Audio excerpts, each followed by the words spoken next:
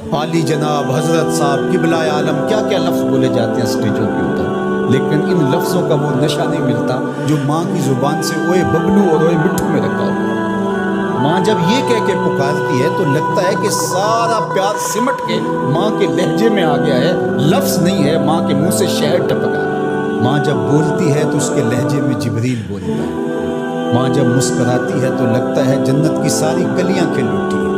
ماں جب پیار سے دیکھ رہی ہوتی ہے تو لگتا ہے عرش سے رحمتیں اتر رہی ہیں۔ اللہ نے ماں کے سینے کے اندر وہ محبت، وہ تڑپ رکھی ہے، وہ ایک کائنات رکھتی ہے الفتوں کی، کہ جس کا نعم البدل کیا بدل بھی موجود ہے۔ وہ پیار رکھ دیا، وہ درد رکھ دیا، وہ درک رکھ دیا، وہ الفت رکھتی ماں کے سینے کے اندر۔ ایک شاعر ہوا تابش، اس نے ماں کے پیار کو کتنے خوبصورت پیرائے میں بیان کیا۔ ایک مدت سے میری ماں نہیں سوئی تابش، میں نے ایک بار کہا تھا مجھے رات کو ڈر لگتا ہے۔ ایک دن بچپن میں میرے منہ سے نکلا تھا امی مجھے رات کو سوتے ہوئے ڈر لگتا ہے۔ میں بوڑھا بھی ہو گیا، میری ماں اب بھی میرے بستر پہ پھونکے مارتی کہ میرے بیٹے کو رات کو ڈر نہ لگے۔ یہ ماں کے سینے کا پیار ہے، ماں کی الفت ہے، یہ ماں کی تڑپتی ہوئی ممتا ہے۔ اولاد کے لیے وہ دکھ بھی جھیلتی ہے، تکلیفیں بھی سہتی ہے۔ غریب مائیں لوگوں کے گھروں کے برتن بھی مانجنے پڑے تو اس سے بھی گریز نہیں کرتی۔ شہر میں آ کر پڑھنے والوں بھول گئے ہو کس کی ماں نے کتنا زیور بیچا ہے۔ اس لیے ماں کی کمی انسان بڑھاپے میں بھی محسوس کرتا۔ کبھی ایسا نہیں ہو سکتا کہ انسان کہے کہ کوئی بات نہیں اب میں بڑا ہو گیا مجھے ماں کی کمی محسوس نہیں ہوتی۔ بوڑھا بھی ہو جائے انسان جو ہے وہ سب سے اونچے منصب پر بھی بیٹھ جائے، میں اور آپ کیا، میری اور آپ کی حیثیت اور اوقات ہی کیا۔ امام الانبیاء حضور ختم المرتبہ صلی اللہ علیہ وآلہ وسلم حجرہ نبوت سے نکلے اور جو ہی حضور نبی رحمت صلی اللہ علیہ وآلہ وسلم مصلی پر تشریف فرما ہوئے تو حضور کو دیکھ کر کے تمام صحابہ ادب سے کھڑے۔ جو ہی یہ امٹتا ہوا پیار دیکھا تو حضور کی نظر پلٹ کے کئی سال پیچھے چلی گئی اور ابوا کی وادی میں اپنی ماں کی قبر پہ کھڑا ہوا اپنے آپ کو پاتے ہیں۔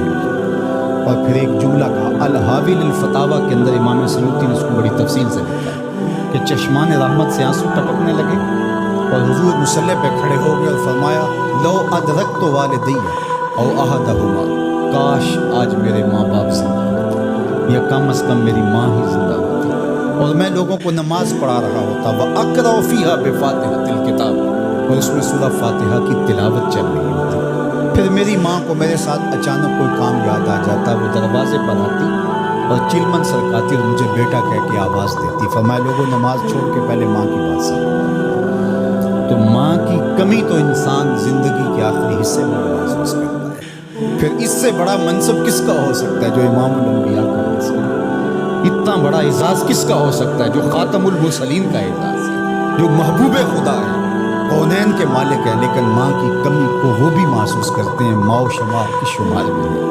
تو ماں باپ کا وجود اللہ کی رحمت ہے۔ جب یہ سایہ سر سے اٹھ جاتا ہے تو پھر پتہ چلتا ہے کہ بندہ کھڑا کرے۔ جب گھنے درخت کے سائے میں بیٹھا ہو اور وہ درخت ساری دھوپ اپنے پتوں میں جذب کر رہا ہوتا ہے اور نیچے بیٹھنے والے کو چھاؤں فراہم کر رہا ہوتا ہے، اور اس سے نہیں پتہ ہوتا کہ جو مجھے چھاؤں دے رہا ہے وہ خود کتنا جلس رہا ہے، لیکن اچانک جب سایہ ہٹ جائے اور بندہ کڑی دھوپ میں آ جائے پھر اسے احساس ہوتا ہے کہ وہ سایہ کتنا غنیمت تھا۔ جن کے ماں باپ موجود ہیں وہ ان کی خدمت کر کے دنیا اور آخرت کی سرخرویاں حاصل کریں۔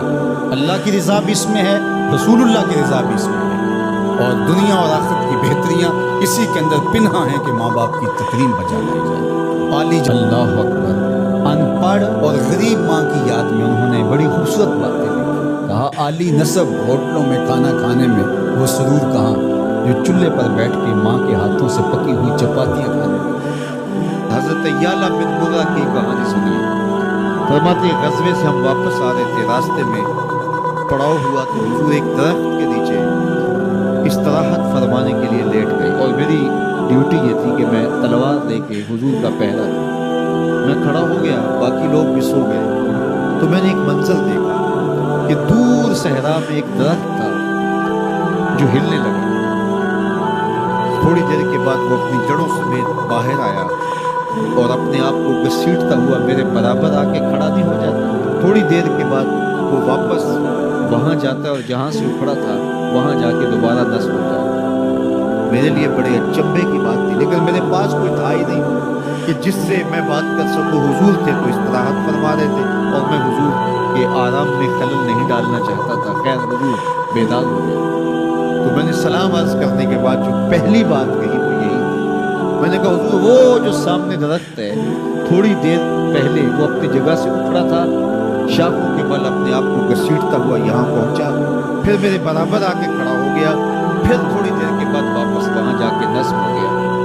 یہ جب کہانی سنائی تو میرے حضور نے تعجب نہیں کیا، اچھا کیسے ہوا، کیسے آیا، کتنا وقت لگا، کتنی دیر ہوئی، کوئی سوال نہیں کیا، بلکہ فرمایا حاضہ شجرۃ استاذنت ربہ، فرمایا یا لمن ہدا، یہ درخت ہے، اس نے رب سے اجازت چاہی تھی کہ مالک تیرا محبوب نیڑے آیا ہے، سلام نہ کر رہا ہوں، فآذن لہا، اللہ نے اس کو اذن دے دیا تھا یہ مجھے سلام کرنے کے لیے آیا تھا۔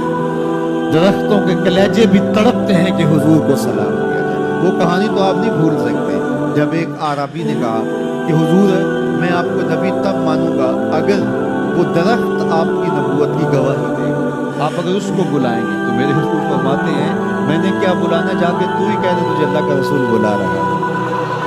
درخت اپنے آپ کو گھسیٹتا ہوا حضور علیہ السلام کی خدمت میں حاضر ہو جاتا ہے۔ درخت مان رہے ہیں، چاند کا کلیجہ شک ہو رہا ہے، پتھر کلمے بول رہے ہیں، حضور کے عشق میں کائنات کے ایک ایک ذرے کا دل دھڑک رہا ہے۔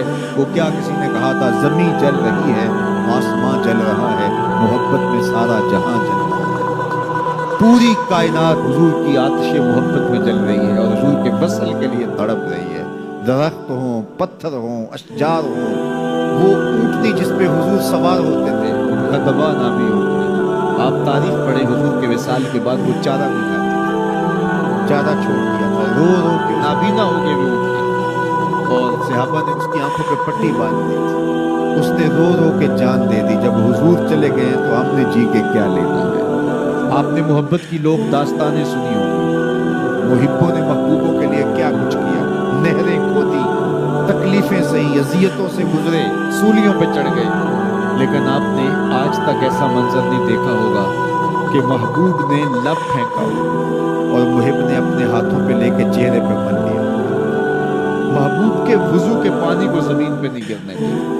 عروہ بن مسعود صلح حدیبیہ کے موقع پر واپس جب گیا تو اس نے قریش مکہ کو جا کے کہا میں تمہاری جانب سے سفیر بن کے بڑے بڑے بادشاہوں کے درباروں میں گیا، واللہ اصحاب محمد کو جو میں نے محمد صلی اللہ علیہ وسلم کی تعظیم کرتے ہوئے دیکھا، واللہ آج تک کسی بادشاہ کی بھی وہ تعظیم ہوتے ہوئے نہیں دیکھی، اور جو ان کا لعاب زمین پہ نہیں گرنے دیتے، ان کے وضو کا پانی نہیں زمین پہ گرنے دیتے، وہ ان کا خون کیسے گرنے دیتے۔ تو جنگ کا ارادہ ترک کر دو، تاریخ بتاتی ہے صلح حدیبیہ کے بعد سیدھا پتہ مکہ ہو گیا، قریش کے ساتھ پھر کوئی جنگ نہیں ہوئی، اس لیے کہ ان کے دلوں پر ایک روب بیٹھ گیا تھا۔ جب امت نبی کی تعظیم اور تکریم بجا لاتی ہے تو بتائیے کہ پھر اس امت کو تسخیر کیا جا سکتا ہے؟ وہ ناقابل تسخیر۔ جب امت اپنے نبی کی تعظیم نہ کر سکے تو پھر اس کو جس طرح چاہو جو ہے وہ مسخر کر لو، وہ ایک بوسہ ہوتا ہے، اس کے علاوہ کچھ نہیں ہوتا۔ اس لیے اگر آپ مجھے پوچھیں کہ دین ہے کیا، تو ایک تو ہے کہ اس عنوان سے ایک الگ گفتگو کی جائے کہ دین کیا ہے، لیکن دو لفظوں میں اگر آپ مجھ سے پوچھنا چاہیں اور میں آپ کو بتانا چاہوں تو مجھے اقبال علیہ رحمہ کا لہجہ ادھار لینا پڑے گا۔ انہوں نے کہا دین سراپا سوختن اندر طلب، انتہائش عشق آغازش ادب، طلب محبوب میں تڑپنے کا نام دین ہے، جو ادب سے شروع ہوتا ہے عشق پہ ختم ہو جائے۔